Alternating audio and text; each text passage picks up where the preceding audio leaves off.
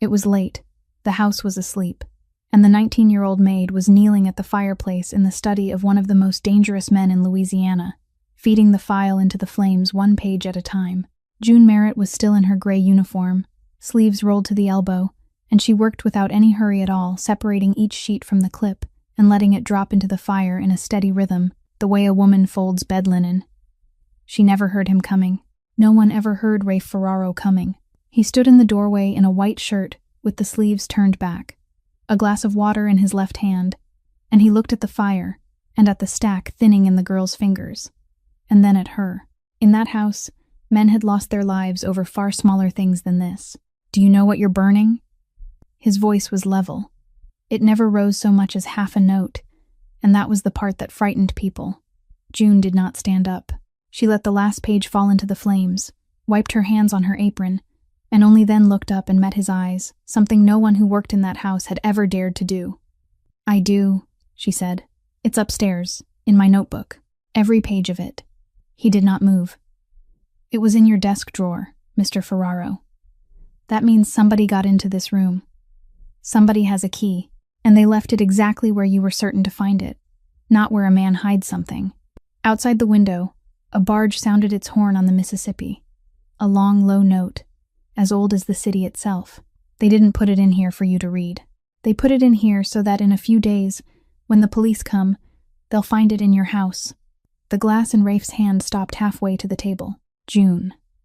3 weeks she had scrubbed his floors, cleared his table, washed his shirts, and this was the first time he had spoken her name with anything like quiet attention. Rafe set the glass down on the wood, very gently.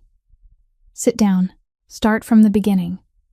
3 weeks earlier, that same girl had been standing in the rain behind a laundromat in Baton Rouge, with $11 in her pocket, and a name scrawled on the back of a grocery receipt, and she had believed she was walking straight into the worst thing that could happen to a girl with no one left in the world. She was wrong in both directions. If stories like this one stay with you, leave a like, share it with someone you think needs to hear it, and subscribe to our channel so you never miss what comes next. The employment office on 3rd Street smelled like carbon paper and old coffee, and Corinne Pelletier kept the folder closed under both hands the entire time she talked, the way a woman holds down a napkin on a windy day. She was somewhere past 50, with reading glasses pushed up into hair she still colored, and a voice that had spent 20 years telling people things they did not want to hear. There was no one else in the room. The door was shut. The blinds were half drawn against the afternoon glare coming off the parked cars. And still she leaned forward and lowered her voice before she said the name. "Ferraro, Prytania Street, Uptown." She let it sit there a moment. "Live-in position. Room and board, plus wages. They pay every 2 weeks, in full, never late." June Merritt sat with her hands in her lap and her back straight, because she had learned somewhere along the way that people decided about you in the first few seconds, and posture cost nothing. She was small and thin in the way of somebody who had been careful with food for a long time, and her hair was pulled back with a plain black band. Her shoes were clean. She had cleaned them the night before with a paper towel and water from a gas station sink, and she had done it without any self-pity at all, the way a person oils a hinge. "You know that house?" Corinne asked. "You know whose house that is?" And June, who had grown up in Louisiana, who had heard the name the way everyone in Louisiana heard it, said the only thing there was to say, "Do I have another option, ma'am?" Corinne Pelletier did not answer. She opened the folder and slid the paperwork across the desk and told June the bus left in the morning, and she did not once look up, and that silence was the answer, and both of them knew it, and neither of them said so. The bus went south and east through country that flattened out and turned the color of weak tea, water on both sides of the highway, cypress standing in it with their knees up, gray beards of moss hanging off the branches without moving, because there was no wind, because there is often no wind out there at all, egrets white as paper in the shallows, a dead refrigerator lying in the reeds with somebody's initials sprayed on the door. June sat by the window with a canvas bag on her knees and watched it go by and did not think about what she had left behind, because thinking about it had stopped being useful some time ago. In the bag were 2 changes of clothes, a hairbrush, a folded envelope of documents that proved almost nothing about her, and a small brass key that had belonged to her mother and no longer opened anything anywhere in the world. She kept the key in her coat pocket instead, where she could touch it, and she touched it twice on the ride down, and then made herself stop. New Orleans came up out of the flat land the way a ship comes up over the horizon, all at once and lower than expected. She changed to a streetcar at Canal and rode it up St. Charles Avenue, with her bag between her feet, past white columns and iron fences, and lawns the size of the entire block she had lived on as a child, and the light came down through the oaks in pieces, and the car rocked and clanged and let people off, and every one of them seemed to know exactly where they were going. She walked the last part. The house on Britannia Street sat behind a black iron fence, with the pickets bent into shapes at the top, and there were 2 oaks in the front yard, older than the fence and older than the house, and the moss hung off them so still it looked painted on. The house was white and 3 stories, and had a porch that ran the whole width of it. It was too big. That was the only clear thought she had standing there with her bag. It was simply too big for one girl to be walking up to. She rang the bell. The woman who opened the door was near 60, straight-backed, in a pressed apron with not one wrinkle in it, and she had the kind of face that had made its decisions early and rarely revisited them. She looked at June's shoes, then her bag, then her hair, then, finally, her face. "Odette Boudreau," she said. "I run the house." She stepped back exactly enough to let June through and no further. "You're the 7th one this year. The 6 before you didn't last 3 weeks.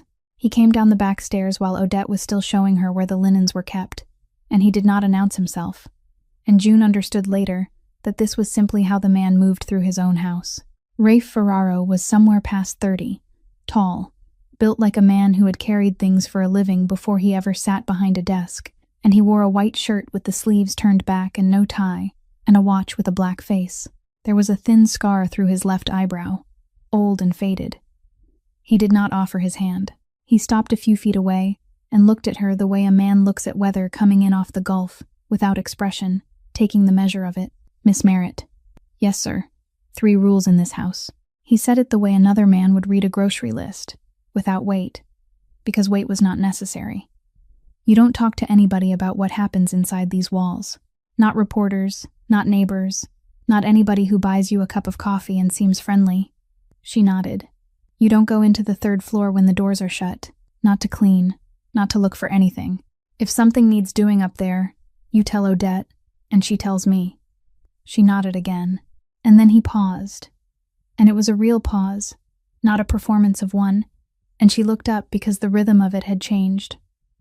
"And if anybody in this house ever makes you feel unsafe," he said, "including me, you say it out loud, to my face.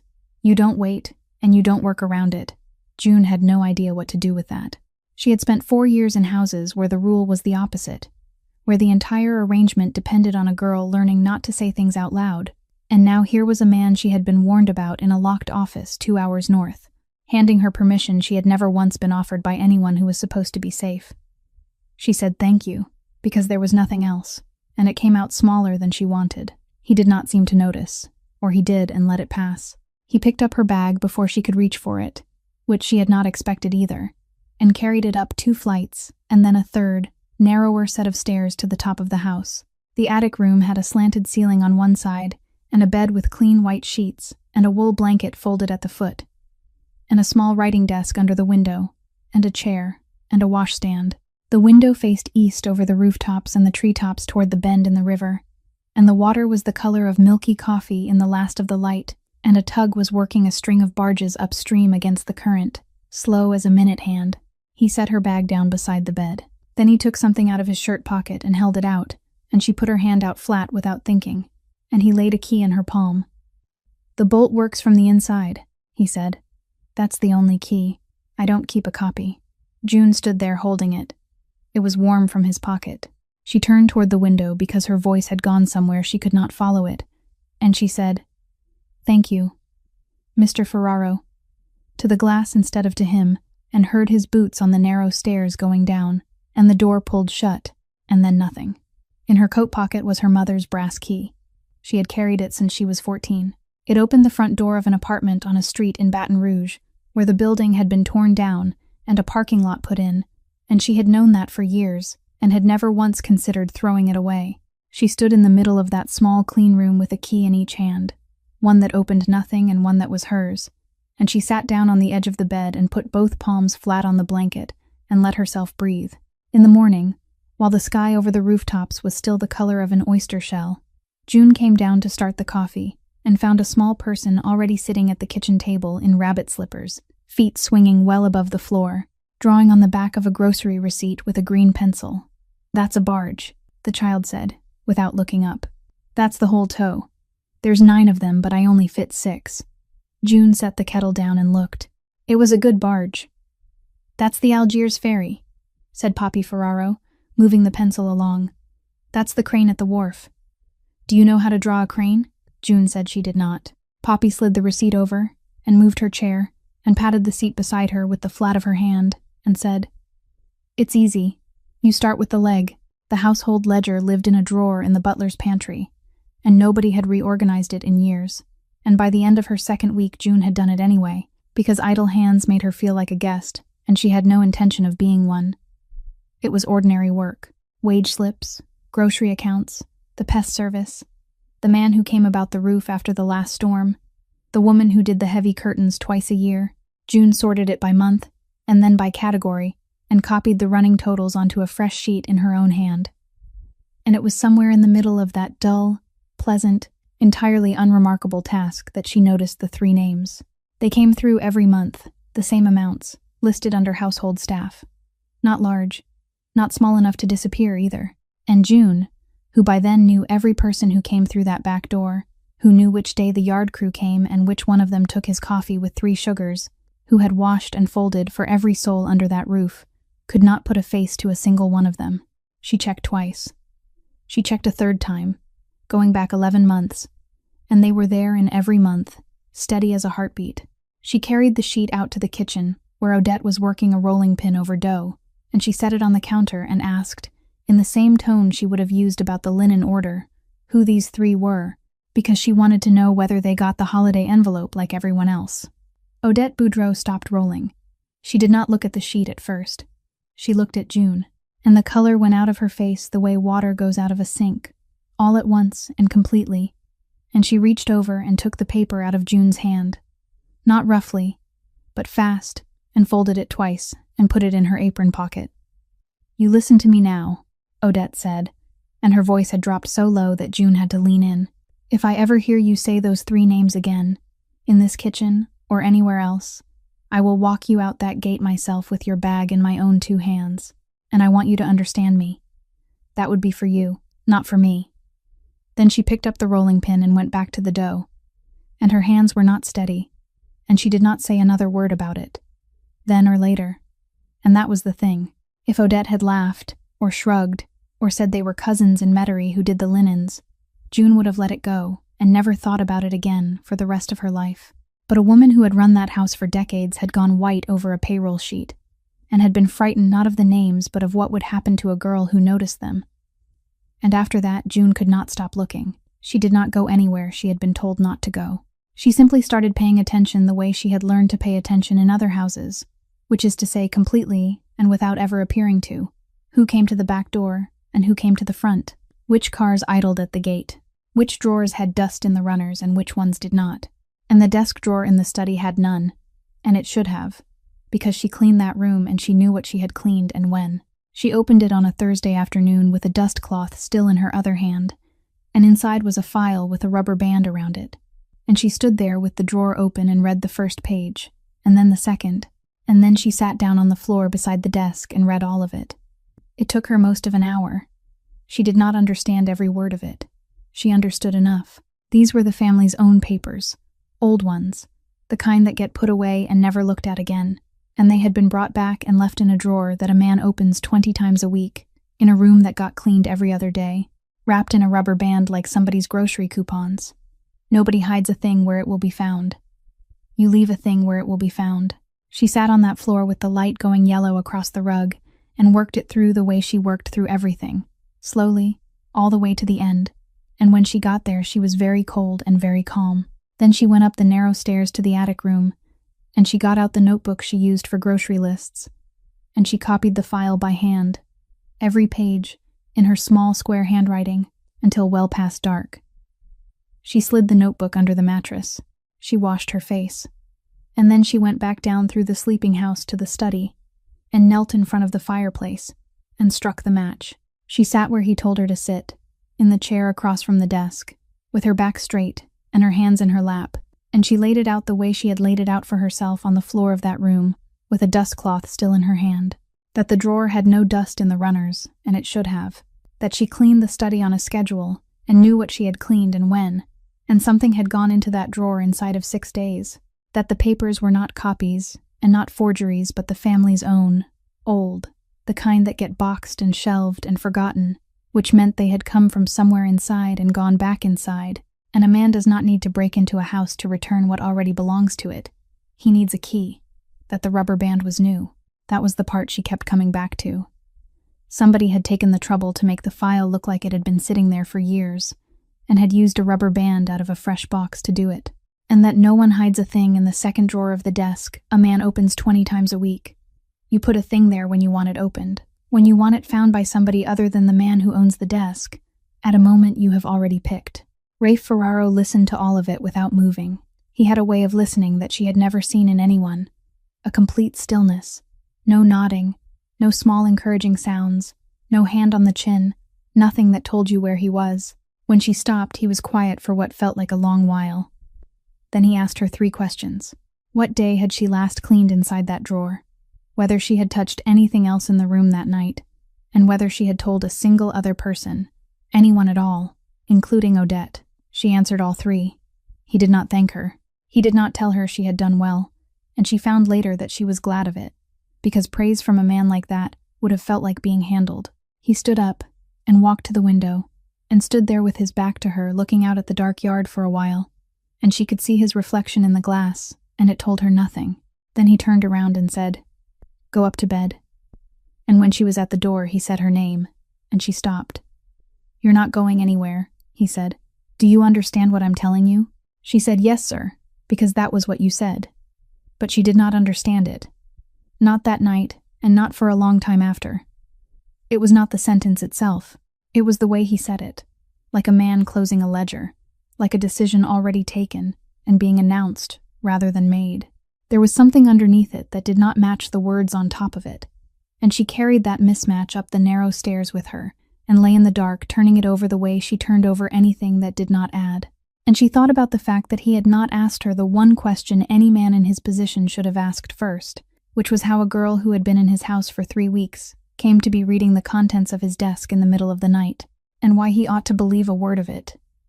He had not asked. He had not even seemed to consider asking. In the morning, she came down at the usual hour, and Odette Boudreau was already at the range with the coffee going, and she turned around when June came in, and she looked at her. Not the way she had looked at her shoes and her bag and her hair on the front step 2 weeks before. Not the way she had looked at her over that payroll sheet with all the color running out of her face. Something else. She looked at June the way a woman looks at a person she has just been told she is going to have to account for. And June understood in that moment that Rafe Ferraro had spoken to her before either of them came downstairs, and that whatever he had said, Odette had not been able to argue with it. Odette poured a second cup without being asked, and set it on the table across from her own. "Sit down," she said. "You look like you didn't sleep." Odette sent her down with the coffee because Odette had bread in the oven, and that was the only reason. And June thought about that afterward for a long time, how little it takes. The stairs to the lower room went down off the back hall behind a door that was usually locked, and was not locked that afternoon, and June came down them carefully with the tray, and the door at the bottom stood open a hand's width, and she stopped because there were voices, and stopping was the mistake. Rafe was sitting in a wooden chair with his forearms on his knees, and his hands loose between them, leaning slightly forward, the way a man sits when he is listening to a friend describe a problem with a truck. Across from him, a heavy man in a good jacket was standing, and had been standing a while by the look of him, and was sweating through the collar. Nobody else was in the room. Nobody was near anybody. There was nothing on the table between them but a manila envelope, unopened. "Whitney Bank on Poydras," Rafe said. "The business account and the other one." He said it the way a man reads off a delivery address. "Sacred Heart for your daughter. She started in August. That's a good school. My mother's cousin taught there." The heavy man opened his mouth. Rafe kept going, at the same speed, without any change at all. "Dupree out of Chalmette. Landrew with the 2 cranes at the Napoleon Avenue wharf. Both of them take my call in the morning, and both of them will want to know why 60 men who unloaded steel all summer are being told there's a delay on their coverage. He paused. Not for effect, for breath. There's no delay. It came in and it stopped somewhere. And everybody in this room knows where it stopped. The heavy man said something about cash flow and a bridge and the end of the quarter. He said it fast and then faster, and his voice climbed, and Rafe let him finish all of it, every word, without interrupting once, and the letting him finish was somehow worse than being cut off. When it was over, the room was very quiet. You have until noon tomorrow to put it back, Rafe said. After that, it stops being my business. He did not raise his voice. He never came close. That was the part June could not get past afterward. Lying in the attic room with the window open and the barges working somewhere out past the rooftops. He had not threatened anything. He had not promised anything. He had simply said out loud, in order, the things that were true and the things that would happen. And then he had told the man there was a door and a clock, and the man had begun to shake. That was all. Nobody had lifted a hand. Nobody had raised anything but the temperature in a windowless room. And she understood, standing on those stairs with a tray in her hands, that this was what the name meant, that it had never been about anybody's fists, that a man who knows what school your daughter goes to and says it out loud in a mild voice has already done the only thing he needs to do. Her hands had gone numb around the tray. The cup went over. It did not break. It only rolled and rang once against the metal rim, a small bright sound, and it was the loudest thing that had happened in that house all week. The heavy man's head came around, and Rafe Ferraro looked up, slowly, and found her through the gap in the door, and he held her there with his eyes for 2 full seconds. And there was nothing in his face at all, and then he looked back at the man in front of him, as if she had never been there.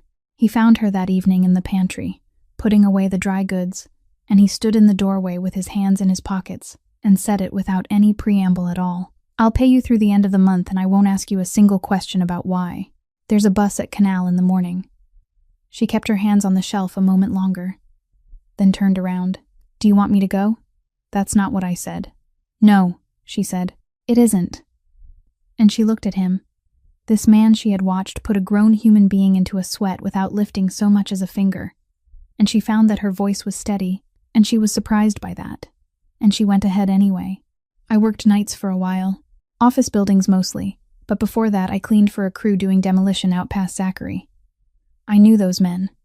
Not well, enough. And when one of them came off a scaffold and broke something that mattered, nobody paid a dime toward it. Not the company, not the insurance, nobody. He went home, and he stayed home, and that was the end of him. She wiped her palms on her apron because they had gone damp. So I'm not frightened of what you did today. I'm not going to stand here and pretend I am. Those 60 men are going to get what belongs to them, and they'll never know why. She stopped, and then she said the rest of it, because leaving it out would have been a kind of lie. I'm only trying to work out whether you did it for them, or because you like the way it feels. The house made its small noises around them, the tick of the pipes, a shutter somewhere. Rafe Ferraro did not move and did not answer, and the silence went on long enough that she began to wonder whether she had just talked herself onto that bus. Then he said, So am I. And he went out through the kitchen, and she heard the back door, and that was the whole of it. 10 days later, Toby Landry, who worked in the garage and had never in his life let a piece of news sit unshared, told her the rest while she was hanging sheets. The contractor had put every dollar back before noon the next day.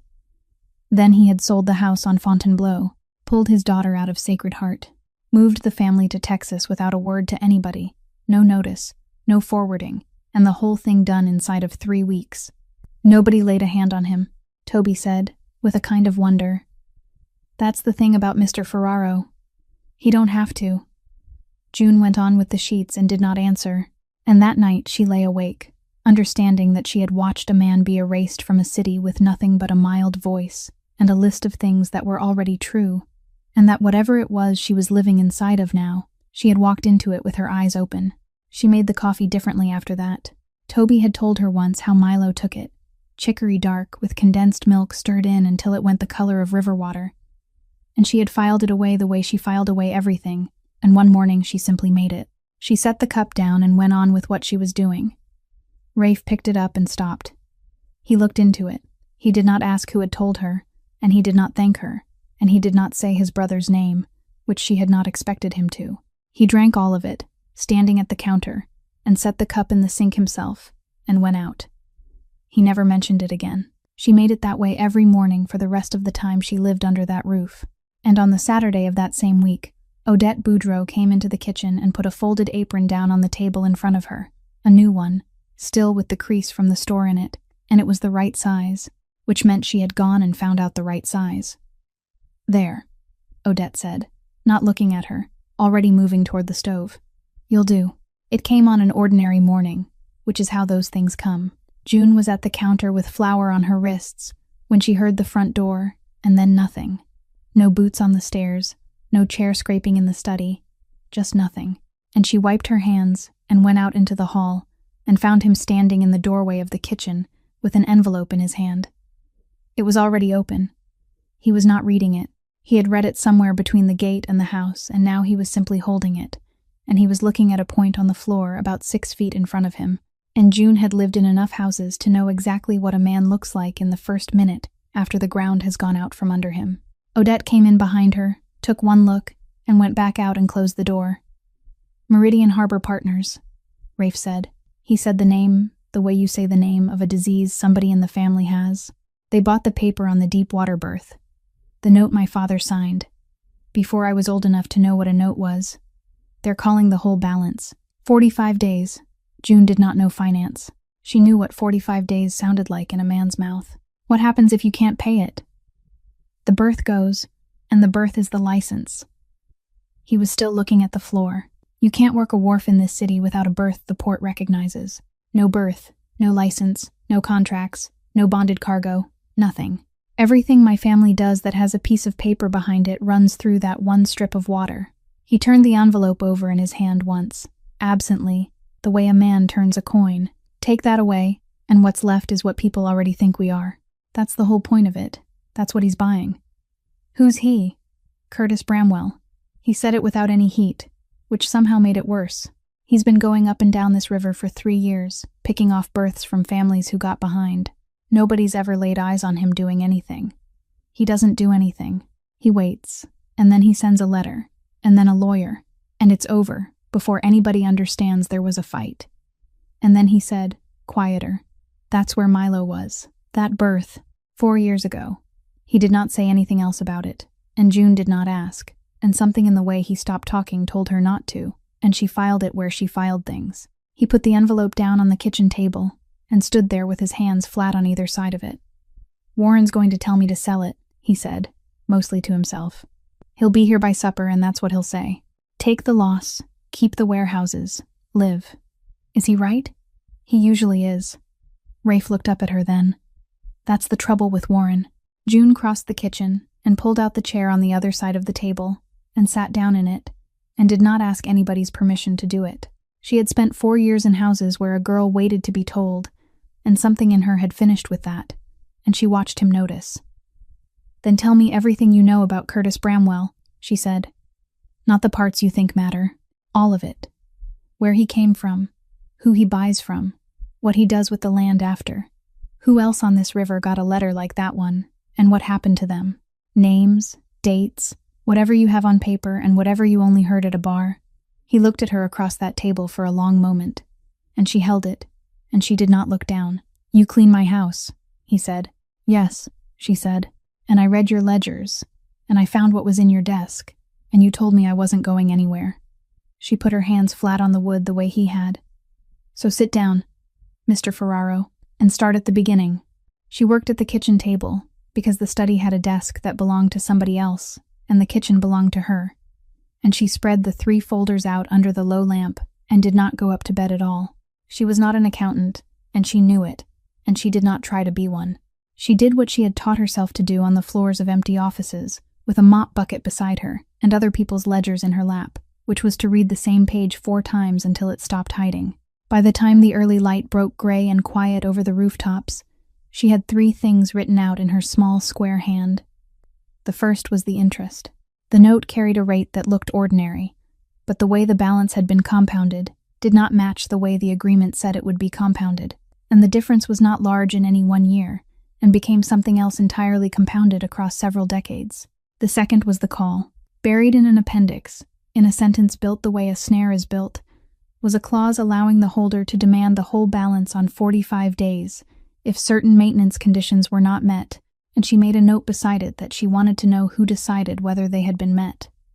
The third was the pattern. 4 other berths on that stretch of river had changed hands in 3 years. She laid them out in order on a single sheet. Who held the paper, when the letter came, how long the family had lasted after it, and looked at what she had made. And it was not 4 accidents. It was one method, used 4 times, getting better each time. Warren Kestrel came before noon, hat in hand out of habit rather than deference, 62 years old, with a voice like a rasp on hardwood, and he sat down and said what everyone knew he would say.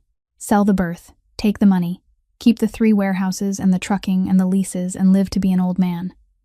It's one strip of water, Rafe. Your daddy bought worse and sold worse.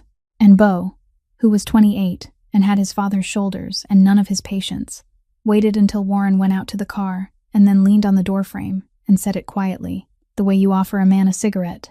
2 nights. That's all I need. He's got a house on Lake Pontchartrain, and he keeps 2 people around him, and neither of them is any good. He shrugged. This whole thing goes away, and nobody ever hears the name Bramwell again. That's how your father would have handled it. That's how my father handled it for him. Rafe was quiet for a while. When he answered, he did not answer angrily, and June, standing at the sink with her back to them and her hands in the water, understood that this was the most serious thing she had heard said in that house. The old way would solve Bramwell, he said. It would also prove to every person in this city that they've been right about my family for 60 years. Every one of them, all at once. He looked at Beau. I made my brother a promise. We come up onto dry land or we don't deserve any of it. That was the whole of it. That was the last real conversation he and I had. Beau's jaw moved. He said, suit yourself, and pushed off the doorframe, and went out. And June heard the car doors and the gravel, and she did not turn around, and she did not think about it again for a long time. Then it was just the 2 of them and the folders. It won't work, Rafe said. Prior families had lawyers too. They had lawyers, June said. They didn't have this. She turned the sheet around and pushed it across the table, the 4 berths in order, the letters, the months. 4 times, Mr. Ferraro, the same shape every time. That's not a man taking advantage of bad luck. That's a man running a machine. And machines have parts, and parts can be shown to a judge. She tapped the appendix page. And we need to find out who signs off on those maintenance conditions, because whoever it is has been deciding when to pull the string. Rafe looked at the sheet for a long moment. Then he said, We, she said. Unless you've got an objection to the word. He did not. He picked up the telephone and called a woman named Miriam Vaughn, a civil attorney off Poydras Street, with 3 pencils in her shirt pocket and glasses on a chain, who had never in 20 years taken a call from that family, and who came anyway, that same afternoon, and sat down at the kitchen table, and read June's 3 pages, twice without saying a word. It came up over breakfast, the way the important things do, sideways and out of nothing. Poppy had her pencils out beside her plate, and she was working on something with a lot of cranes in it, and she said, without looking up, that her birthday was in November, and that she was going to have a cake shaped like a boat. And then she said, When's yours? June was at the counter with her back to the room. I don't know, she said. She said it the way you say you do not care for okra. The file has an estimated date on it. That's all there is. The kitchen changed. Odette Boudreau had a knife in her hand and half an onion in front of her, and she simply stopped, the knife still down against the board, and did not move. Rafe was reading something at the end of the table, and he raised his head. Neither of them said a word. Poppy, who was 7, and who had heard a word she did not know, put her chin in her hand and asked what estimated meant. And June turned around and told her, plainly, because a child asks a plain question and deserves a plain answer, and because it had never once occurred to her that this was a thing other people found unbearable to hear. She said that when she was born, nobody wrote it down properly. She said that a nurse had found her at a hospital, and that her mother had gone, and that when they made the file they had to put something in the little box, so they guessed. She said the file said on or about, and that on or about had been her birthday her whole life, and that it was no trouble, because a date is only a number, and she had never much minded.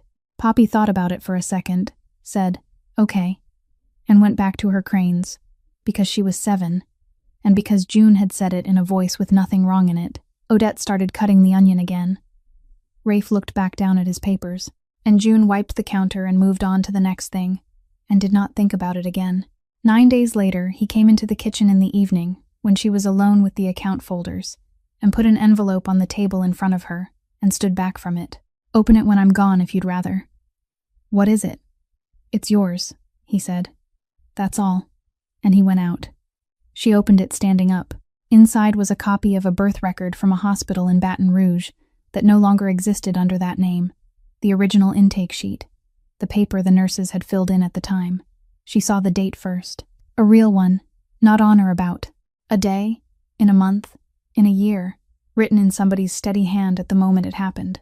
Then the time, and then the weight, 6 pounds and 11 ounces. And there was something obscene and beautiful about how small that was, and how carefully somebody had recorded it.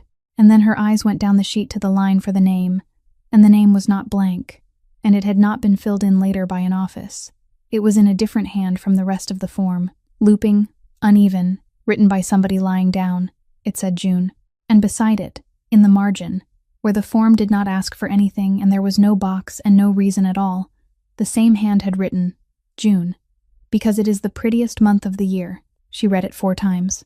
Her mother had named her. Her mother had stopped, in whatever state she was in, and had thought about it, and had chosen something, and had liked it enough to explain herself to a piece of paper that nobody was ever supposed to read. She had thought about the baby. Before she went, she had thought about the baby, and every single thing June Merritt had believed about the beginning of her own life, quietly, for 19 years, without ever once saying it out loud to another living soul, was wrong. She did not cry in that kitchen. She folded the sheet along its own creases, and put it back in the envelope, and went to find him. And he was in the hall, and she said, "Thank you, Mr. Ferraro," and her voice was almost level, and he did not say anything. And she went up the 2 flights, and then the narrow stairs to the attic room, and shot the bolt, and only then, with the door locked, and the river out the window, and the whole house below her, did she sit down on the floor with her back against the bed and let it come. Downstairs, Rafe Ferraro stood at the bottom of the narrow staircase, with one hand on the newel post. He did not go up. He stood there in the dark of the 3rd floor, landing for a long time, until there was no more sound from the room above him, and then he went back down and did not mention it, then or ever. The second envelope came 11 days after the first one, and this time it was Miriam Vaughn who brought it, and she came in through the kitchen with her glasses already off and said, "Close the door," which Odette did, and the 3 of them and Rafe sat down at that table with the door shut. And Poppy was at school, and knew nothing about any of it, then or afterward. It was a petition filed in family court to revisit the visitation schedule. The name on it was Loretta Sable. She was 63 years old, and she lived in Gentilly in the house she had lived in for 31 years. And she was the mother of Milo Ferraro's wife. And June had never heard her name spoken once in that house, which told her something all by itself. "She's asking for more time with the child," Miriam said. "That's the whole of the filing. More weekends, some part of the summer, alternating holidays." She set it down. "It's not a hostile document, Rafe. I want you to hear me say that before you read it. There's nothing ugly in here. A grandmother is asking the court to let her see her granddaughter more than she does now." Rafe read it anyway, all of it, and when he was finished, he put it face down on the table and pushed it a few inches away from himself and did not say anything for a while. And then he said, "She's not wrong." He said it quietly. "She buried her daughter. Then she buried her son-in-law." He looked at the window, and she's been through that front gate maybe 4 times in 4 years, and every one of those times she sat on the edge of a chair like the furniture was going to bite her, and left inside of an hour. He turned his glass a quarter turn on the wood. "It isn't Poppy. She loves that child. She can't stand this house. She can't stand what the name on it did to her daughter's life, and I have never once been able to tell her she was wrong about that either." Miriam let that sit. Then she said, "There's a second thing." She took a second page out of the folder. "The attorney of record is Vance and Groves. That is a good firm, and it is an expensive one, and Mrs. Sable retired from the school board 11 years ago." June, who had not said a word, said, "She isn't paying for it." "No," Miriam said, "she is not." Nobody in that kitchen needed the name said out loud, and Miriam said it anyway, because she was the kind of lawyer who believed in saying things out loud. The retainer came through a client trust account. Same firm handles Meridian's local filings. June sat with her hands flat on the table and worked it through the way she worked through everything, and what she came to was worse than anything she had expected, because there was nothing illegal in it anywhere. There was no threat in it. There was no lie in it. A woman had a real grievance and a real right and no money. And a man with a great deal of money had simply removed the only obstacle between her and the thing she already wanted, and he had done it without ever once telling her what to want. He didn't push her, June said. He didn't have to. And she thought about how it must have been done. Some quiet afternoon in Gentilly, a man in a good coat sitting in a front room with his hat on his knee, being kind, being patient, letting a tired woman talk about her daughter for an hour before he said anything at all, and then saying the only sentence he ever needed to say, which she was certain, later, when she finally heard it repeated word for word, had been said gently. "You do have the right, Mrs. Sable. Nobody has ever been willing to pay for you to use it." The piece went up on a local news site on a Tuesday. 400 words about a 19-year-old girl out of the foster system who had turned up in a certain house on Prytania Street and was somehow now involved in a lawsuit, and it managed in every one of those 400 words to suggest something without ever saying it. Odette saw it first and did not show her. Toby saw it and made the mistake of mentioning it out loud in the kitchen. June read it once on the shop telephone and handed it back and went on with the linens, because she had been talked about by people who had never met her since she was 14 and had long ago worked out that there is nothing to be done with it except keep folding. Rafe said nothing at all. That was what she noticed. No jaw, no stillness, no glass set down too carefully. He read it, and then he went into the study and closed the door, and she heard the low murmur of one telephone call that did not last 3 minutes, and he came out and asked Odette what was for supper. By Friday the article was gone. So was the site. 2 national advertisers pulled inside a day. Then a third. Then the bank that carried the office lease on Barron Street called the note, and by the middle of the following week, the whole operation had been folded up, and the doors locked, and the 12 people who worked there were looking for something else. He brought her the printout himself, a blank white page where the story had been, error text in the middle of it, and he put it on the kitchen table in front of her, the way a man puts down a receipt. "Done," he said. June looked at it for a while. Then she said, "You just did the exact thing they wrote about you." He did not answer. 12 people lost their jobs this week. She kept her voice low, because Odette was in the pantry, and because raising it would have made it about temper instead of about the thing itself. Not the man who wrote it. He'll be at another desk by Christmas. Men like him always are. The woman who sold the ads. Whoever answered that phone. Somebody's paying a note on a car with that money. She folded the printout in half without looking at it. "I didn't ask you to do that, and I don't want my good name bought with somebody else's kitchen table." He stood there on the other side of that table with his hands at his sides. He had made a man disappear from a city in 3 weeks with a mild voice and a list of true things.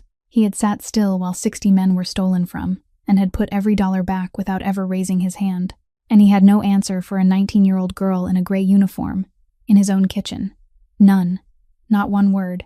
And for the first time in his adult life, Rafe Ferraro simply stood there and took it. Then he picked up the folded paper and put it in his shirt pocket and went out through the back door into the yard and stayed out there past dark. It was Odette's sentence on the front step that came back to her, months later, the way those things do. The 7th one this year. June had never once thought about it again until the night she sat with the payroll folders and realized she had 6 predecessors and had never heard a single one of their names. And the next morning she went to the licensed placement office on 3rd Street and asked, politely, as a current employee, for a list of the household referrals for that address. And a young man at the counter printed it without any fuss, because there was nothing irregular in it to print. Ordinary live and domestic positions, filled through a licensed agency, wages recorded and taxes withheld. 5 of the 6 had simply quit. She tracked down 2 of them, and they told her the same thing in almost the same words.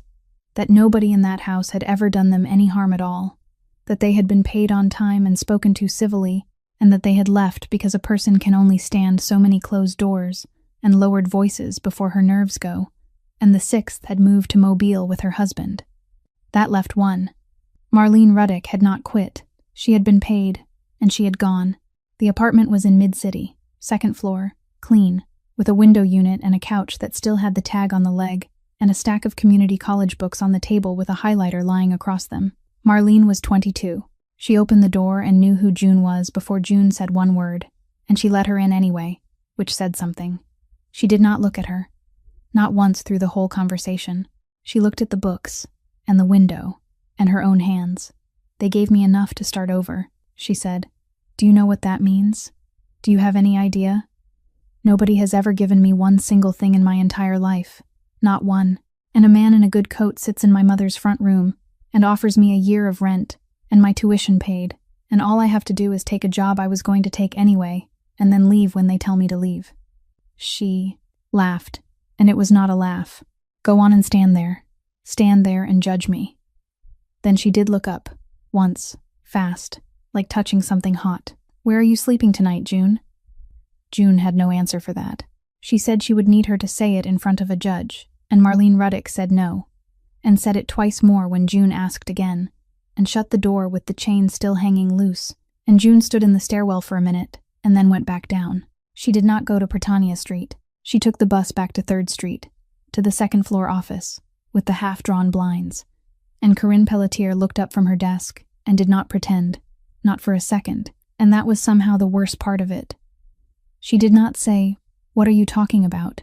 She opened the bottom drawer and took out a rubber-banded stack of medical billing statements and set them on the desk and pushed them across, and June looked at them without touching them, the account number, the balances, the transfer notation on the last page, showing the whole obligation sold to a servicing company, and under the servicing company, in small type, a name she had come to know.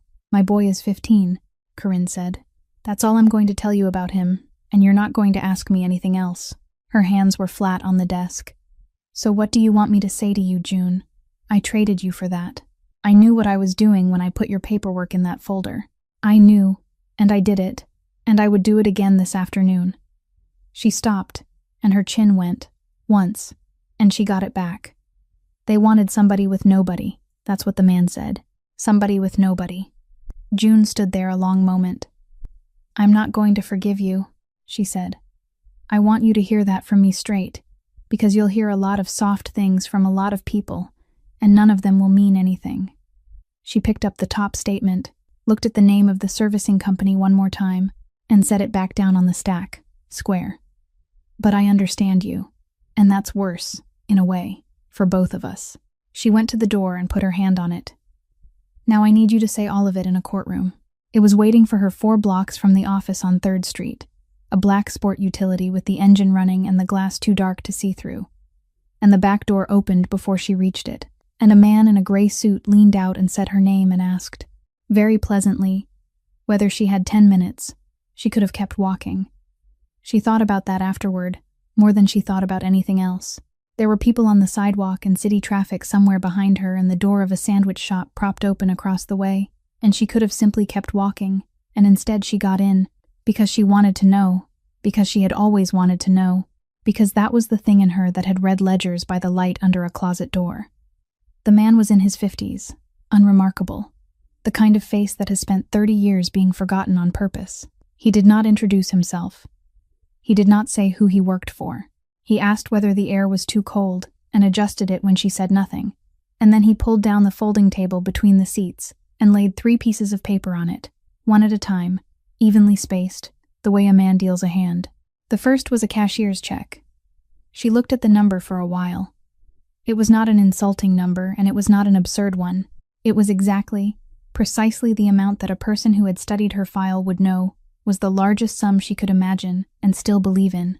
The second was a letter of admission to a state university, spring term, with a full scholarship attached, the funding already named, a line for her signature, and nothing else required. The third was a lease, 12 months, a 1-bedroom in a decent part of town, utilities included, already made out in her name. Not an offer to arrange these things. The things themselves, done, sitting on a folding table in a car. Nobody's going to touch you, the man said. Nobody's going to follow you.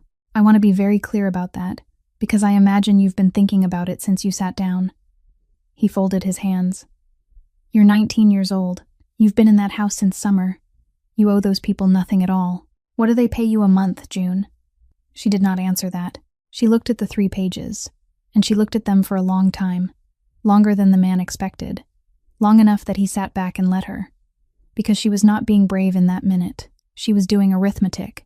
She was thinking about a second-floor apartment in mid-city, with a window unit, and a couch with the tag still on the leg and a highlighter lying across a stack of books, and about a girl 3 years older than she was who could not lift her eyes off her own hands. She was thinking that Marlene Ruddock had not been weak. Marlene Ruddock had been offered exactly this, in exactly this tone, by a man exactly this polite, and had taken it, and the truth June had to sit with was that there was no version of the world in which she got to feel superior about that. She was thinking about how much she wanted the second page. Not the check, the second page. She wanted it so badly that her eyes went hot, and she made herself look at it until they stopped. Then the man turned over the fourth sheet, which had been under the others the whole time, face down, and slid it up beside them. A short statement withdrawing her account and declining to appear. 4 lines, a place at the bottom for her name. "That's all," he said. "You sign that and you never think about any of this again." June sat with her hands in her lap. Outside the tinted glass, a woman went by with 2 grocery bags and a child holding her belt loop, and a bus horn sounded again, farther off. "You're right," she said at last. "They don't pay me enough. Not for any of it." She reached out and squared the 3 pages into a neat stack with 2 fingers, the way she squared everything, and pushed them back across the table toward him. "But they asked me my name." She opened the door herself. "Tell whoever sent you that I said the word estimated for 19 years, and somebody in that house went and found out the real one. You can't put that on a check." Miriam Vaughn called it a motion to exclude, and said it in the voice of a woman who has watched this particular door close on other people. If they could not produce the executed original of the decades-old note, wet ink, seal and all, before the hearing opened, then every page of June's work went out with it, because you cannot ask a court to find that a copy was altered without showing the court the thing it was altered from.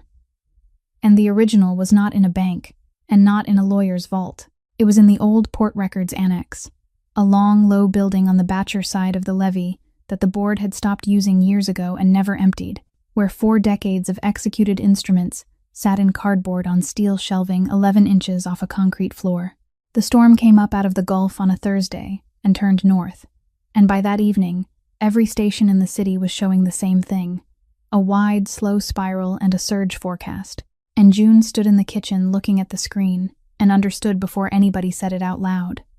The building was going to take water. When the water went back out, everything on those bottom shelves would be pulp, and every one of it would go into the record as storm loss, and no court in Louisiana would ever hear the words wet ink again. It was not weather. It was a clock, and somebody had known for 3 days which way it was turning. Odette took Poppy to her house on Elysian Fields before the rain started, with a flashlight and a milk crate of comic books and a bag of pretzels, and the child thought the whole thing was a party. Then it was the 3 of them in the truck, Rafe driving, Toby Landry in the middle with a bolt wrench across his knees because he had refused to be left, and June with the tailgate keys and a folded copy of the annex floor plan. The rain came sideways off the river. The parking apron was already underwater at the low end, up over the curb, and the truck pushed a wake through it. The roll door on the riverside was up. Not broken. Up. 3 inches of standing water inside and rising, and 2 vehicles parked around the far corner where the building would have hidden them from the levee road. There was a light moving somewhere in the back. Rafe said 1 word to Toby about the truck and went in. What happened in there took less than 2 minutes, and June remembered almost none of it in order. She remembered the sound most, the roll door slamming and catching and slamming again in the wind against its frame, a huge flat metal noise that came about every 4 seconds.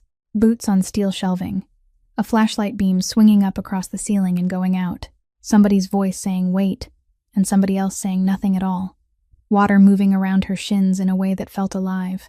There were 3 of them, and they had not come to carry anything out. That was the thing she understood as soon as she got past the first row, because their hands were empty, and there was no dolly and no truck back to the door. They had come to make sure nobody else carried anything out. They had come to stand in a building and let the river do the work. Rafe went through the middle aisle. There was a scuffle at the end of it.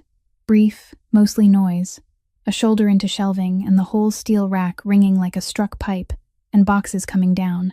And Toby swung the bolt wrench once at nothing and caught the wall, and the sound of it was enormous in there.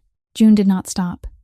She had the floor plan in her head, and she went down the 4th aisle counting bays, and found the year, and found the quarter, and pulled the box. And it was heavy, and the bottom was already soft, and she got both arms under it and held it against her chest and turned around and walked back out through the water without running, because running with a wet box is how you lose the box. Headlights swung across the front of the building. Somebody shouted something about the levee road, and then the two vehicles were pulling out fast through the standing water and gone, and it was just the three of them and the rain and that door still banging, and June stood in the bed of the truck with the box in her arms and her uniform soaked through to the skin, and would not let go of it. Not for Toby, not for Rafe, not the whole way home.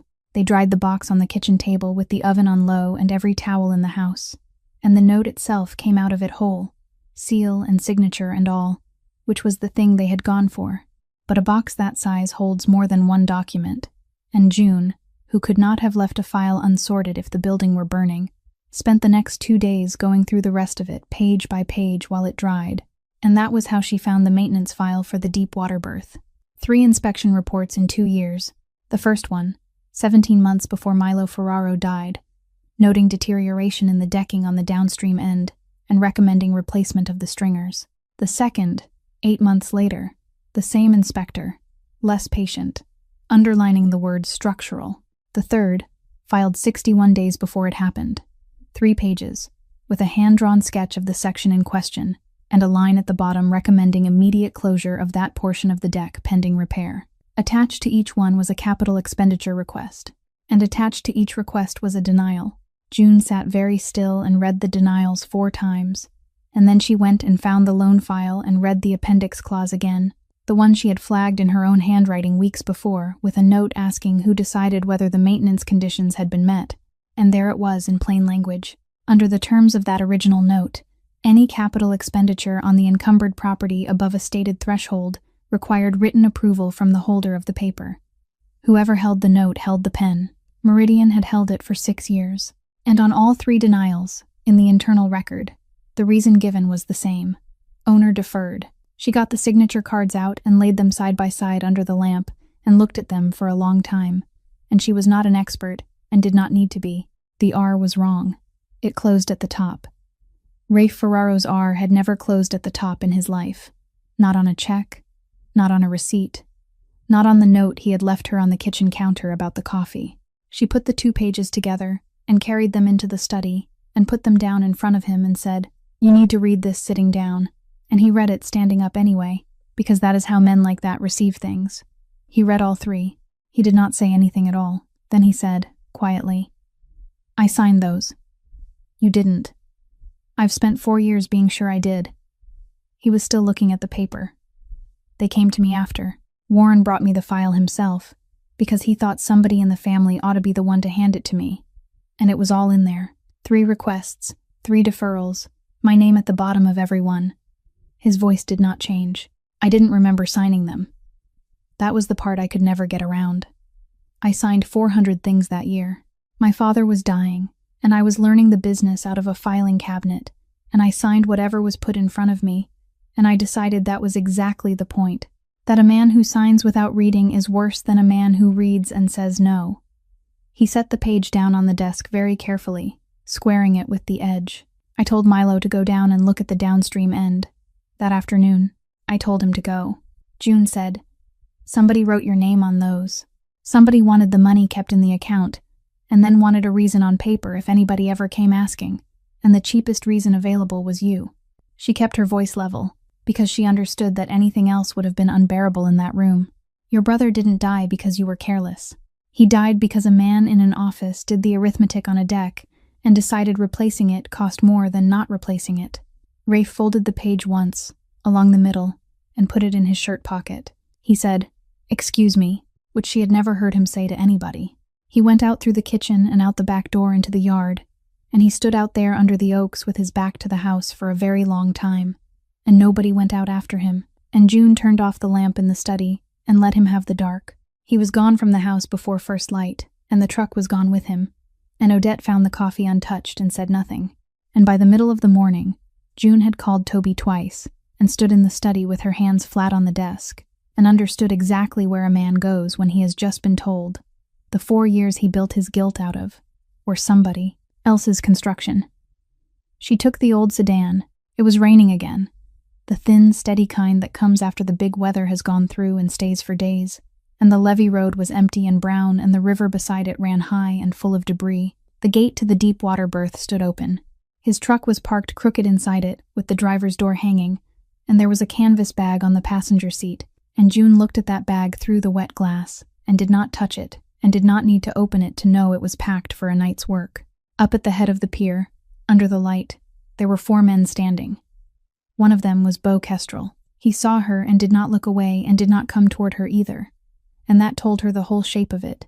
And Rafe was 30 yards off from all of them, out on the timber deck alone, standing in the rain with his hands at his sides, looking at the water. She walked out to him. She did not run, and she did not call his name. When she was close enough, she stopped. And she did not say don't, and she did not say please, and she did not say a single word about the law or the case or the hearing. "If you walk through that gate tonight," she said, "then Poppy grows up hearing people talk about her uncle the same way they used to talk about her grandfather, every year of her life. And by the time she's old enough to want to know who her father was, there won't be one person left on this earth who can tell her." The rain came off the brim of nothing, off his hair, down his face. "There'll just be the name," she said. He stood there a long time, long enough that the men up at the head of the pier began to shift, long enough that she thought she had lost. Then he turned and walked back up the deck past her without a word, and reached into the truck, and took the bag off the seat, and carried it to the edge, and dropped it into the river. And it went under, and did not come back up, and he stood watching the place where it had been. Beau Kestrel said something. Rafe did not answer him. The 4 of them were gone inside a minute. It happened on the way back. He was walking ahead of her on the downstream end, and the deck gave, one board, and then the whole section of it, a sound like a door being kicked, and he went through to the thigh, and the leg turned and caught under something below, and stopped him there. June was on her knees at the edge of the hole before she had decided to be. The water was coming up under there, brown and fast, and she got both hands under his arm and pulled and could not move him, and pulled again with everything she had, and could not move him at all. And that was the moment she would carry for the rest of her life, that she was not strong enough, that all the reading and all the arithmetic and all the standing straight in front of powerful men came to nothing against the plain fact of a 19-year-old girl's arms. "Toby's at the gate," she said. "Look at me. I'm going to run and I'm coming straight back." And she ran. And then she was back, kneeling on the wet boards with the rain going down her collar, and Toby's headlights were still 4 minutes out on the levee road. And there was nothing to do with those 4 minutes except talk. So she talked. She told him the water was not coming up as fast as it looked.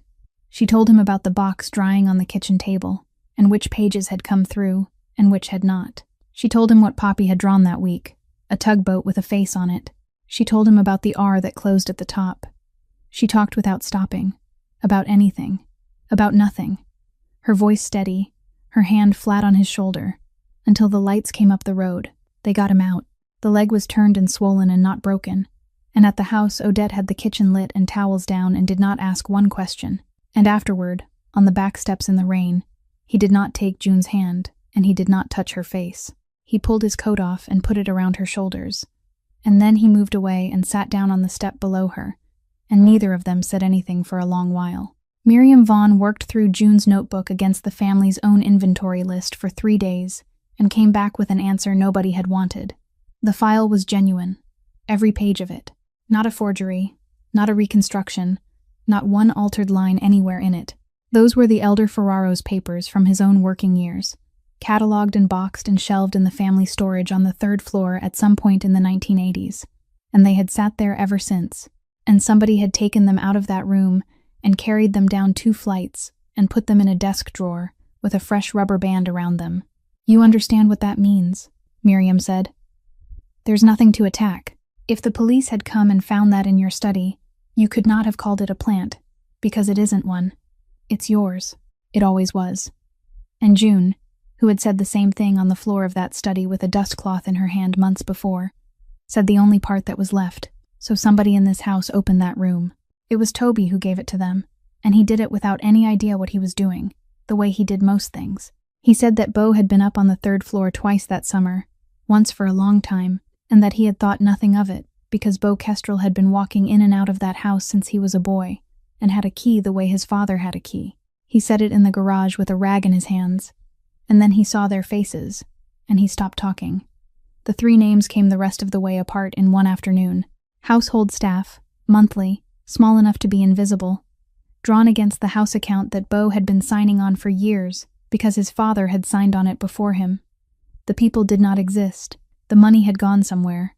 Miriam followed it 2 banks over and stopped, because 2 banks over was enough, and it was not the money. That was the thing that took June the longest to accept, and she understood it fully only when she heard him say it out loud.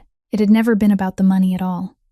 Warren Kestrel came on a Sunday. He came alone, and he brought his son with him, which is not the same as coming together, and June saw him from the kitchen window, walking up from the car with his hat already off and held against his chest in both hands. And she had known that man for months, and had never once seen him without his hat on his head outdoors. He walked his son into the study and shut the door.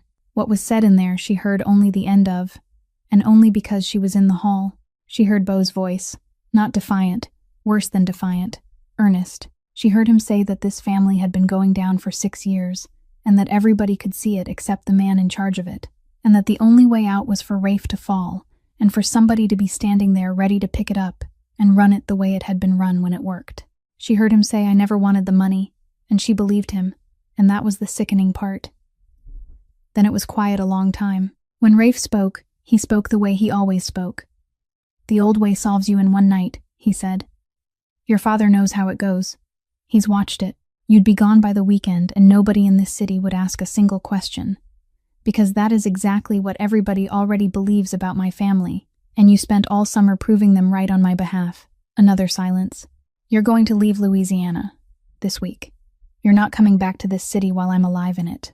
Every account with your name on it is closed as of Friday."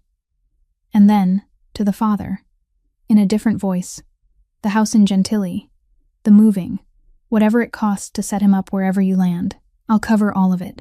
You go with him, Warren. He can't be by himself right now."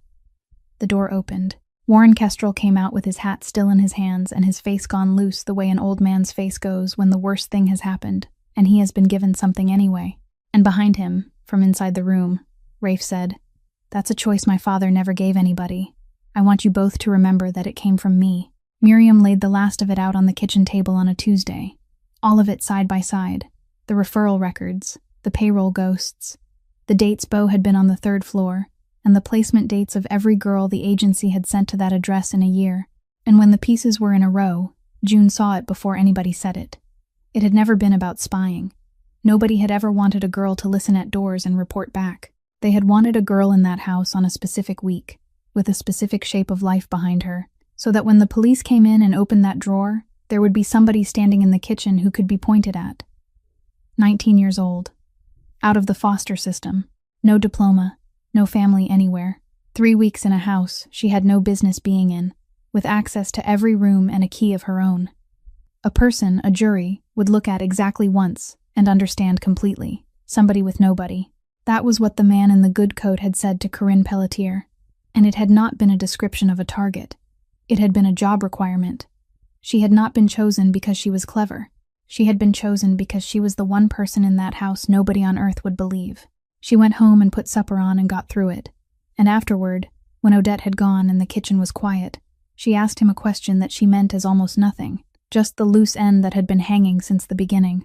She asked why he had never asked her, that first night, how a girl who had been in his house 3 weeks came to be reading the contents of his desk in the middle of the night, and Rafe Ferraro, who had never explained himself to another living person, told her the truth. "Because I already knew," he said. "I knew the first week." She did not move. "The agency sent me a girl in June and another in August, and the placement dates were wrong. Not much. Enough."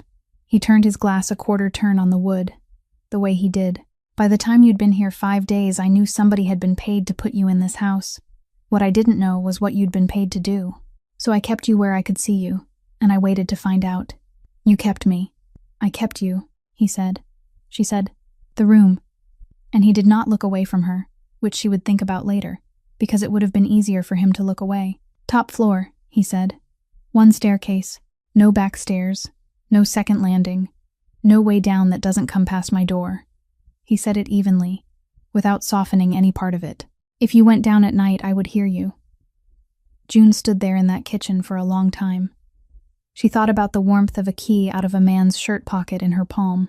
She thought about standing at that window with the river going brown and slow in the last of the light, and her voice gone somewhere she could not follow it, and about how she had sat down on the edge of that bed and put both hands flat on the blanket and breathed, for the first time in 4 years, because a man had given her a door that locked from the inside and told her he did not keep a copy. She had built something on that. She had built more on that than on anything else in her life. So the bolt was never to keep people out, she said. It was to keep me where you could hear me. Yes, one word, and he did not decorate it, and he did not reach for her, and he did not say the thing that a smaller man would have said about how it was different now. He let it be exactly as bad as it was. And then he said the only other thing he said that night. I gave you that key for 2 reasons. There's only one of them left. She went up the 2 flights, and then the narrow stairs, and she stood in the doorway of that room a while before she went in, and she looked at the bolt, and she understood that she was going to have to leave this house, that there was no version of the rest of her life that started from inside it, and that she was not going to do it until after the hearing, because the hearing was not about her. The courtroom in the Orleans Parish Civil District building smelled like floor wax and old paper, and the particular cold that stone holds in the fall, and it was smaller than June had pictured, a working room with a bench and 2 tables, and 3 rows of chairs along the wall. Curtis Bramwell was already seated when they came in a camel coat he did not take off, a heavy man in his 50s with a face that had been handsome once and had settled into something comfortable and patient. He looked at Rafe, then he looked at June, and his expression did not change at all, but something behind it recalculated, and she met it and held it, and did not look away first, and then she sat down and opened her folder. Preston Gale opened for Meridian, and he was very good. He was organized, unhurried, and he spent the first 10 minutes not on the note at all but on the family, and he used the word girl 3 times about June, each time gently, each time as a small kindness he was extending to her, and each time it landed exactly as intended. And then he did the thing Miriam had warned them he would do, and he did it without raising his voice. He put in front of the court the matter of a certain local news outlet, which had published a piece concerning this witness in the fall, and which had, within 11 days, lost 3 national advertisers, had its lease called, and ceased operations entirely, leaving 12 people without work. He did not accuse anyone of anything. He did not have to. He simply asked the court to keep in mind, when weighing the credibility of the defense, the sort of thing that tended to happen to people who wrote inconvenient words about this particular family. June sat with her hands flat on the table and did not look at Rafe, and Rafe did not move at all, and she thought about a folded printout in a shirt pocket, and a man standing out in the yard past dark, and there was no satisfaction in it anywhere. Then Miriam called her. June walked to the stand with her folder, and sat down, and turned her chair very slightly, so that she was facing the bench, and not the room, and she took the court through it the way she had taken Rafe through it at a kitchen table, slowly, in ordinary words, with no terminology anywhere in it. What the agreement said the interest would do, what the ledgers showed it had actually done, where the 2 lines separated, and what the separation came to across all those years. She did not perform any of it. She had never in her life had to perform competence, only hide it. Partway through, Judge Adele Kimbrough took a legal pad and a pencil, and worked the multiplication herself, twice, and set the pencil down, and said nothing. Gale stood for cross with a single sheet of paper he never looked at. Miss Merritt, you left school in the 11th grade. Yes, sir. You have no training in accounting, no certificate, no license of any kind. That's correct. You are, at present, employed as a domestic in the household of the defendant. You live in his home. He pays your wages. Yes. Then on what authority do you sit in this courtroom and tell a judge that my client has committed fraud? And June, who had spent 4 years being spoken to in that exact tone by people with far less reason, took her time answering. I'm not telling her that, sir, she said. The numbers are. My schooling doesn't change what a multiplication comes out to. If it did, the whole thing would fall apart for everybody, not just for me. She put her hand flat on the folder. If you'd like, I'll work it out on the board in front of the room, and you can follow every step, and so can the court, and so can Mr. Bramwell. It takes about 4 minutes. Gale opened his mouth, and Judge Kimbrough, who had not looked up from her pad, said, She's right about that, Mr. Gale, and made another note, and the room was very quiet, and Gale asked 2 more questions that went nowhere at all, and then sat down.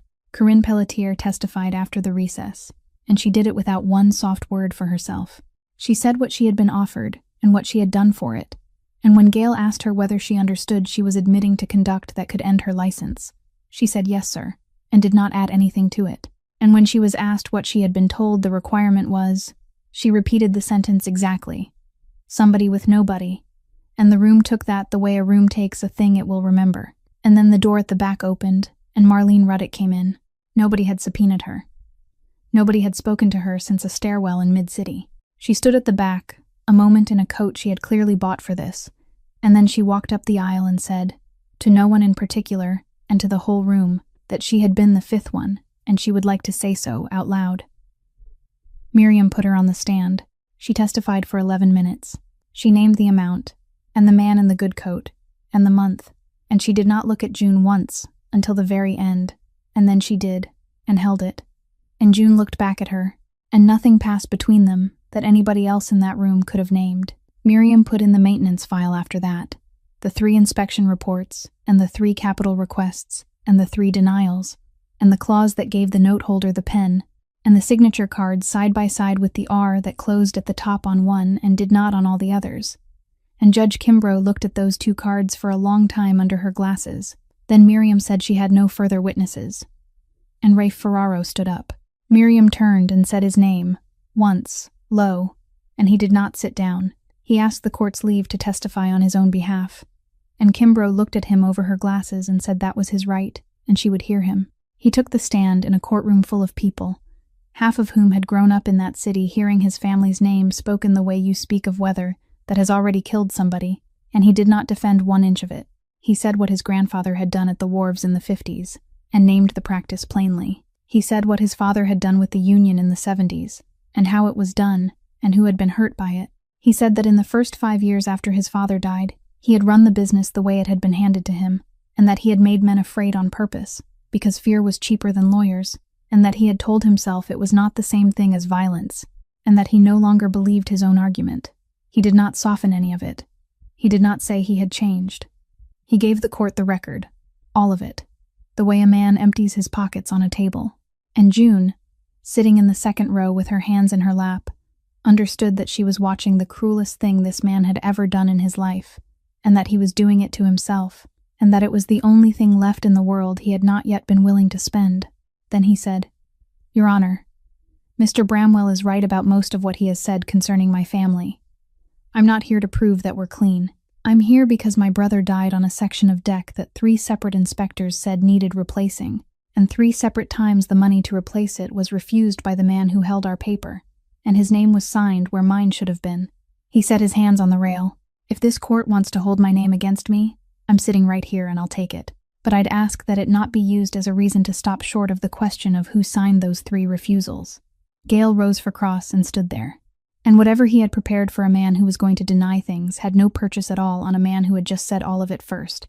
And after a moment he said he had nothing further, and sat down. Curtis Bramwell, in his camel coat, turned and said something quietly to his attorney. And it was the first time all day that he had been the one to speak first, and everyone in that room saw it. The family court filing sat in its own folder in Miriam's briefcase all through those 2 days, a separate matter on a separate docket, and the exhibit that came to matter most in it was a piece of manila paper from a 2nd-grade classroom on Camp Street. Poppy had drawn her family in October, the way children are asked to every October. There was her uncle, very tall, in a white shirt. There was Odette, with a spoon the size of an oar. There was Toby with something in his hand that was probably a wrench, and might have been a fish. There was a barge with 9 boxes on it, all 9 this time, and a tugboat with a face. And standing next to the girl in the middle, holding her hand, was a person in a gray dress, with her hair tied back behind her neck. The teacher had written the children's answers on the back, the way teachers do.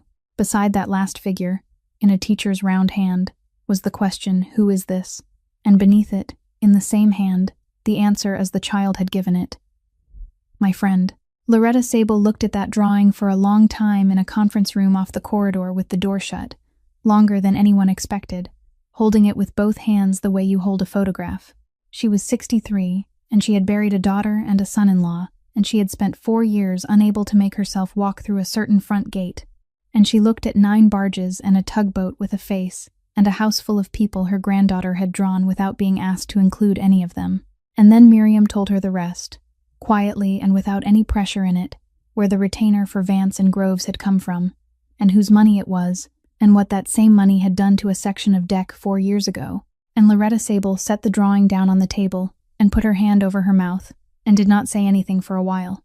She withdrew the petition herself the next morning. Nobody asked her to. Nobody argued with her. She signed the withdrawal in the corridor with a borrowed pen, and then she said, to Rafe, without softening it, that she still could not stand that house, and that she was going to want Sundays, and Rafe said she could have Sundays and anything else she asked for, and that was the whole of the negotiation. When Judge Kimbrough took the family matter up for the record, she closed the folder on the bench and said one thing before she moved on. "I've read the school reports, and the medical records, and the home study in this file," she said. "That child is up to date on everything she should be up to date on. She has 4 sketchbooks full, and she sleeps through the night. I have no interest whatsoever in the surname on her birth certificate. I'm interested in who in that house gets up first in the morning on her account." Then she ruled on the note. She found the interest had been compounded in a manner the instrument did not permit, and had been applied that way knowingly and consistently across multiple agreements over a period of years. And she voided the note in full, and she found that the Ferraro property retained clear title to the deep water berth.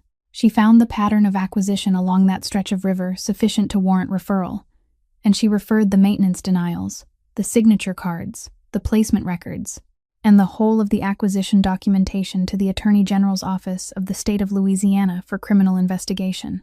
And then she looked over her glasses at the man in the camel coat and said that in her opinion, he would want counsel he trusted for what came next. And Curtis Bramwell's face did not move at all. She gave her notice on a Friday, and Odette did not argue with her, which was how June knew Odette had understood everything without ever being told any of it. Miriam Vaughn offered her a position as a financial investigations assistant, entry level, with the firm covering tuition for evening classes at the university. And June said yes before the sentence was finished. And then she found a 1-bedroom in a plain building near Bayou St. John, with a window that faced nothing, and a lease with her own name at the top. And she signed it herself. And she moved her canvas bag and her notebook and her mother's brass key into it on a Sunday. She left the Ferraro house because she had to.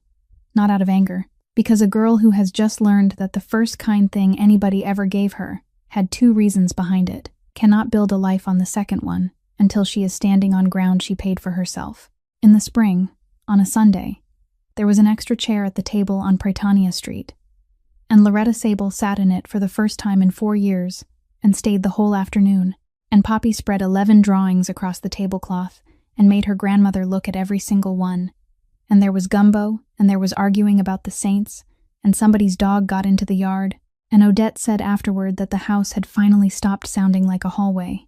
Corinne Pelletier's boy had his transplant that February, and it took, and he went back to school in the fall. Curtis Bramwell's matter went to the Attorney General, and then it went on for a long time, the way those things do, and 4 families along that river got their berths back. Rafe came to her door in the fall with a can of chicory coffee in his hand, 9 months after she had walked out of his house, and he did not come in until she asked him to. He said, "I waited until you didn't need $1 from me, because I needed the answer to come from somebody who could say no and lose nothing at all. You can say no now, so I'm asking." June went and got her mother's brass key out of the drawer, the one that had opened a door in a building that no longer existed, and she set it down on the table between them and left it there. Then she took a copy of her own apartment key off the ring and put it in his hand. "I don't need anybody to give me a door anymore," she said. "I've got my own, but I'd like you to have the key to it." Outside, somewhere past the rooftops, a barge sounded its horn on the river, long and low, the way it had every night of her life in that city. For 4 years, nobody in those office buildings had ever remembered her face. She had believed that was the worst thing that could happen to a person. It was not. The worst thing is not being unseen. The worst thing is believing them when they tell you there was never anything worth looking at. A uniform does not decide who you are. Neither does a name on a birth certificate, or a file, or an estimated date somebody guessed at, because there was a box that had to be filled. What decides it is what you do when nobody is watching you do it.